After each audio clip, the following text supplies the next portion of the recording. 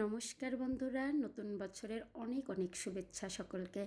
আর নতুন বছরের শুরুটাই হলো প্রিয় মানুষের আবদার দিয়ে। ভাগ্নেদের খুবই পছন্দের একটি খাবার কাঁকড়া, আর এটি খুলনা বাগেরহাটের খুবই জনপ্রিয় একটি খাবার। তো সকালেই রান্না শুরু করে দিলাম। আর এদিকে শুরু করেছি আরও একটি খুবই মজাদার খাবার, মাছের তেল দিয়ে বেগুন আলুর একটা রেসিপি। এটা আমি এখানে পার্শে মাছের তেল নিয়েছি। যে কোনো বড় মাছের তেল দিয়ে রেসিপিটা খুবই ভালো লাগে। বেগুন লবণ হলুদ দিয়ে হালকা একটু ভেজে কিছুটা ঢাকা দিয়ে রাখতে হবে। শেষের দিকে গিয়ে তারপর মাছের তেলটা দিতে হয়। তো এদিকে আমার কাঁকড়ার ঝোলটাও অনেকটা রেডি।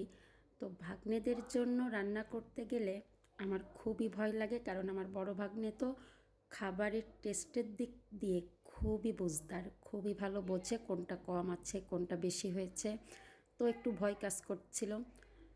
তারপর এদিকে আমি দিয়ে দিলাম আবার মাছের তেলটা, একটু লবণ হলুদ দিয়ে নেড়ে চেড়ে তারপর আবার একটু ঢাকা দিয়ে কিছুটা মিশিয়ে নিলেই কিন্তু রেডি হয়ে যাবে আমার সুস্বাদু এই বেগুন আলুর দিয়ে মাছের তেল ভাজা। এটি কিন্তু বিয়ে বাড়িতে যে বড় মাছগুলো আনে আমাদের ওইদিকে, তখন এই রেসিপিটা অনেকটাই করে।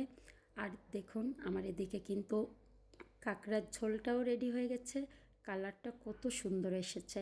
আর ভাগ্নেদের থেকে খাবারের রিভিউটাও খুব ভালো পেয়েছি। তো আমার এই ছোট্ট আয়োজন আপনাদের কেমন লাগলো অবশ্যই জানাবেন।